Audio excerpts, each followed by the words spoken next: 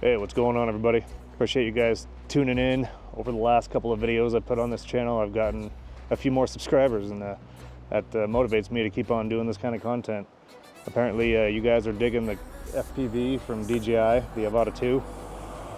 This little Cinewhoop thing it's really a perfect tool for a beginner like myself, and I'm getting very comfortable. I don't want to get too comfortable. I've had a little, overconfident a couple of times, but I'm out here in these beautiful mountains of Colorado near Morrison, and it's the only thing that keeps me out here in Colorado is these mountains, and that's where it's fun to play with these guys. It's like the ultimate playground for these little FPVs, Cinewhoops. But I'm getting a little bit better at my dives, so I'm just gonna take you around this mountain here, my playground along this highway, and check these mountaintops out. So appreciate it.